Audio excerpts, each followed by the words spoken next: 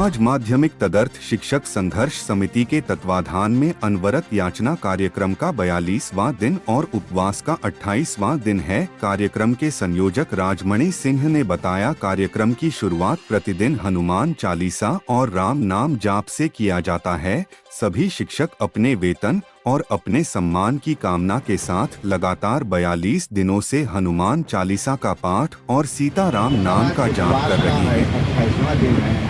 और धरने का तैयारी है, तो आप लोग लगातार धरना दे रहे हैं, उपवास भी कर रहे हैं, तो कैसा रहा है धरना?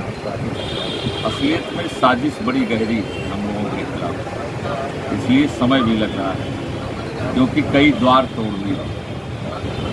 इतना आसानी से हमारा काम होने वाला नहीं है, इसलिए हम ये जानते हैं कि हमारा कार्य दिवस ये लंबा चलेगा। तो हम बड़े इत्मीनान में, अफसरान अगर इत्मीनान में है तो हम भी इत्मीनान में हैं कि हमने एक संकल्प लिया है कि हमारा वेतन, हमारी सेवा सुरक्षा, वेतन के लिए हम आए थे, लेकिन जब हमारी सेवा सुरक्षा से छेड़छाड़ होने लगी तो अब एक मांग और बढ़ गई। तो इसलिए हमको भी कोई जल्दी नहीं है, ये सुप्रीम कोर्ट की पूरी ढंग से समीक्षा कर ली और सुप्रीम कोर्ट के एक शब्द का इम्प्लीमेंट हम लोगों पे नहीं लागू हुआ है।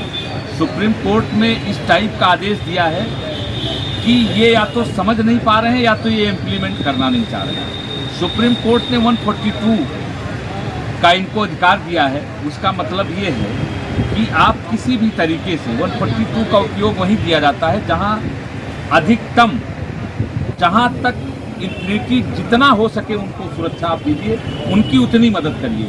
लेकिन पता नहीं क्यों अफसरान हमसे नाराज हैं, क्योंकि उसी आदेश के तहत जो ये सेल्फी लगाते हैं, काउंटर लगाते हैं 1993 के बाद आज तक सभी एडहॉक टीचरों को एक श्रेणी में मानते हैं। लेकिन दुर्भाग्य की बात है कि 2000 के पहले के लोगों को ये वेतन देते हैं और 2000 के बाद के लोगों को वेतन नहीं देते। जबकि शासन से पत्र जारी होता है 16/11 के कितने तदर्थ शिक्षक हैं, पूरे प्रदेश में 126 शिक्षक इनको प्राप्त होते हैं और उन्हीं को ये वेटेज देते हैं और किसी को वेटेज भी नहीं देते हैं। उसके बाद ये कहते हैं सुप्रीम कोर्ट का मैंने इम्प्लीमेंट कर दिया है। गजब का ये मुख्यमंत्री जी को गुमराह कर रहे हैं और हमें लगता है जिस दिन मुख्यमंत्री जी इस चीज़ को समझेंगे और अगर मुख्यमंत्री जी हम लोगों की सीधी वार्ता हो गई तो दूध का दूध, पानी का पानी हो जाएगा।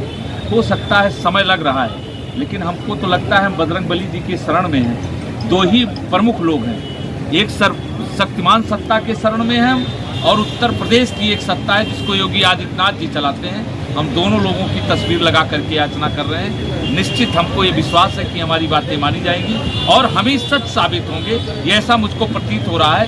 क्योंकि अभी तक तो ये कहते थे आप कुछ नहीं है, लेकिन आज ये 13 महीने का वेतन हमको निर्गत करने के लिए इन्होंने सहमति व्यक्त कर दी है। केवल हमारी सेवा सुरक्षा के संबंध में इनकी जो हमारी सहमति है उस पर ये सहमत नहीं, बस इतना बाकी है और हमें लगता है वो जो बाकी है कहीं ना कहीं वो पूरा होने वाला है। इसीलिए हमारा ये 42वां दिन चल रहा है। तो आपको कहने का मतलब है हमारी सरकार से कोई नाराजगी नहीं है, हमारे विभाग से नाराजगी? बिल्कुल मेरी सरकार से नाराजगी नहीं है, क्योंकि आदरणीय मुख्यमंत्री जी ने हमारे MLC गणों से कहा, जो MLC गणों ने मुझसे कहा, उन्होंने कहा कि आदरणीय मुख्यमंत्री जी कह रहे हैं कि ये अधिकारी कह रहे हैं कि हम जेल चले जाएंगे, जबकि अभी 17 जुलाई को जो ऑर्डर आया है उसमें इनको पूरी तरीके से स्वतंत्र कर दिया है। इनकी एसएलपी को खारिज कर दिया और कहा आपको मैंने अधिकार दिया है, आप अपने टेबल पे जाकर के इसका निस्तारण करिए। तो हमारा ये विश्वास जग जाता है कि महाराज जी को भी समझना चाहिए, कहीं इस आदेश का कहीं इनके ऊपर इम्प्लीमेंट इस तरीके का नहीं होना है, इनको जेल जाना पड़े। ये केवल सिर्फ सरकार को बदनाम करना चाहते हैं और ख़ास तौर से हमारे महाराज जी को बदनाम करना चाहते हैं। नहीं तो अब तक हमारी समस्या का निस्तारण हो जाता और सब बम बम रहता।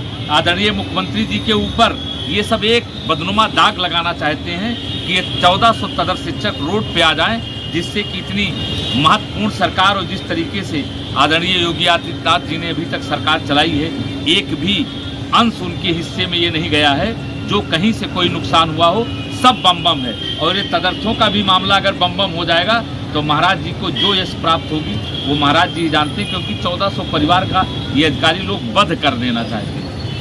कौन से अधिकारी वो हैं जो सरकार की बातें नहीं मान रहे हैं और शिक्षकों को लगातार परेशानी की ओर ले जा रहे हैं? हमको बैठक में लगा